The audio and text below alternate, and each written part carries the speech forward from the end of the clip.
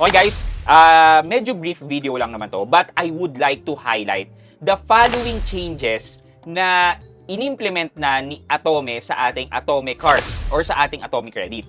Bakit may changes? Well, apparently, they have updated the terms and condition ng paggamit natin ng Atome card.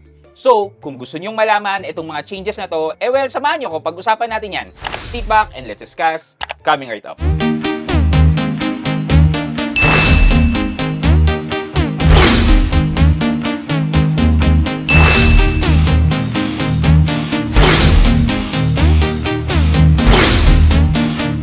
Hi guys, this is Pat and you're in Pat Quintos Review TV. So if you're new to my channel, I do reviews about personal finance na meron akong experience or meron na akong knowledge na ginawa ko niya ng videos and playlists na makikita nyo dito sa taas. At kung bago kayo dito sa channel ko, you may want to consider subscribing to my channel. Okay, without further ado, let's get into it. So ang sasabihin ko ngayon ay mga highlighted and important changes na lang dito sa ating Atome card. And kailangan ko ng kodigo ko dyan. Okay, unahin natin ang installment. Okay, in the latest terms and condition, they properly highlighted na itong installment. So, babasahin ko. There is a new addition to the repayment processing rule. If a full payment is missed by 2100 or that's 9 o'clock p.m., the system is now authorized to automatically restructure the pay later one-time payment into an installment plan. And the installment plan ranges from 3 months to 12 months with applicable interest rates starting at 2% monthly. So, nilinaw nila to, inayos nila ang wording dito para mas madaling maintindihan ng bawat isa. Though, ganyan na rin naman talaga ang ginagawa previously. Now, once na wala kang bayad during your due date, well, automatically na nilang i-convert into installment. Connected to that is yung pangalawa, which is the cut-off time. Payment cut-off time. This is found in the Atome's Card Help Center and Repayment Terms. Section item under what happens if I'm late for repayment for my Atome bill. So, nakalagay na po siya dito ngayon. Sabi dito, successful repayment shall be made no later than 2100 or that's 9 o'clock p.m.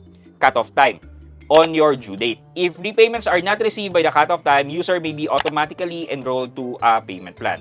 Ito po yung isa sa pinaka-kailangan yung tandaan because medyo napaaga po siya coming from the 11:30 p.m. to 9 o'clock p.m. of your due date. Kapag wala pong payments na receive by 9 o'clock p.m., automatic po yan na magre-restructure or magko-convert to installment.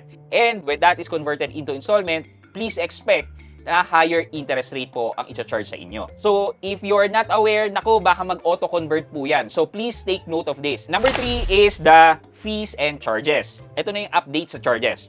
A fixed late fee charge of 300 pesos shall be imposed if Atome fails to receive on or before the payment due date the full payment. Another is, pinaloob din dito sa new terms and condition na Atome has the right to adjust fees upon notice. If ever that they're going to adjust fees, they will let us know naman. And lastly, card feature section lists the 400 peso card replacement fee and the 3.10 foreign exchange conversion fee. So previously kasi hindi naka-indicate kung magkano ang card replacement fee. Nakalagay kasi dito to be determined by Atome. So like for sa akin, nung na-compromise yung card ko, hindi naman nila ako pinagbayad. But now, kahit na anong klaseng replacement ang gagawin is charge na ng 400 pesos card replacement fee. At the same time, meron ng 3% na foreign conversion fee. Last but not the least is ito. Hindi ko alam kung matutuwa kayo dito. Gaming and system abuse prohibition. This is found in the general promo mechanics and the credit line agreement. Section 8, master agreement defines events of default to include any use of credit line for improper and unlawful use. Though medyo vague, pero pwedeng pumasok doon yung pag-game sa system or pag-circumvent sa sistema. Sa promo naman, Section 8 and 9, Atome reserves the right to refuse the awarding of voucher discount to accounts that are proven to be invalid or fraudulent. Yung mga vouchers na natatanggap natin within Atome, pwede nilang bawiin or pwede hindi na nila ibigay sa atin. And lastly, Section 10 explicitly states the clawback right. Sabi dito, Atome reserves the right to debit any points, cash reward credited from your balance. If your balance is insufficient, Atome reserves the right to debit the balance when your balance is sufficient. Ang ibig sabihin nito is kapag nakita ni Atome na nandaya ka or what, ang gagawin daw nila is i-charge nila yan sa atin. Kung walang available na balance sa card natin, maghihintay sila until magkaroon ng available balance. So parang ganun ang sinasabi nila. Another point doon, yung gaming the system. Dito, feeling ko talaga pumapasok yung mga workarounds natin ng convert to cash, so on and so forth. However, hindi naman nila sinabi or explicitly say na bawal na po yung convert to cash or whatever. Pero kung titingnan nyo, kung sa broad sense, kasama siya sa illegal use or improper use of the credit line.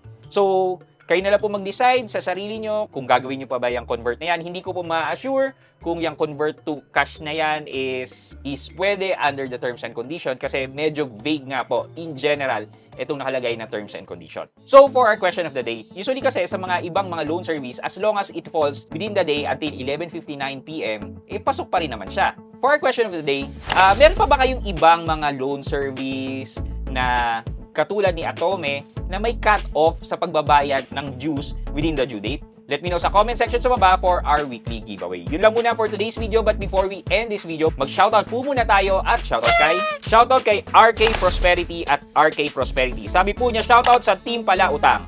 Yes, Credivo is good, pero ang utang ay utang na dapat bayaran. Kay Sir RK Prosperity, shoutout po sa inyo and thank you so much po for watching and supporting my videos. Maraming salamat po. I hope you like this video, leave a thumbs up, and if not, wala namang problema dyan, but continue to support me by subscribing to my channel by clicking the subscribe button and also the bell button sa tabing subscribe para ma-receive kayo ng latest notification sa lahat ng upload ko. Again guys, this is Pat Quinto and you're in Pat Quinto's Review TV. Bye-bye!